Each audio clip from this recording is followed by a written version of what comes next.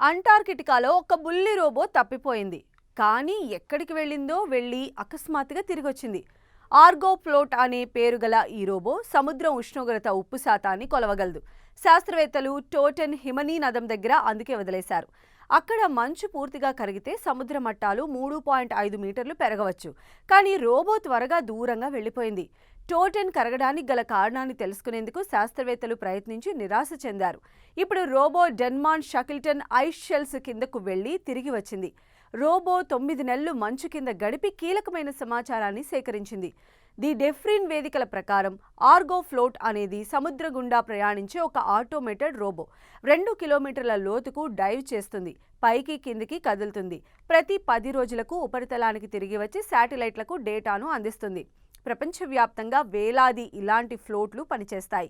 ఈ robo first time తూర్పు అంటార్కిటికాలోని మంచు షెల్ఫ్ కింద ప్రతి 5 రోజులకు ఉష్ణోగ్రత డేటాను సేకరించింది.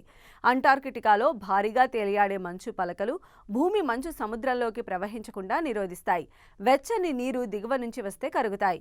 కరుగుతున్న మంచు వేగంగా సముద్రంలోకి పడిపోతుంది. నీటి మట్టం పెరుగుతుంది. డెన్మాన్ హిమనీ నదం చాలా మంచును కలిగి ఉంటుంది. అది పూర్తిగా కరిగిపోతే నీటి మట్టాన్ని 1.5 మీటర్లు పెంచుతుంది. షాక్లెటన్ మంచు తూర్పు అంటార్కిటికాలోని ఉత్తరాదిన మరింత పెరగనుంది.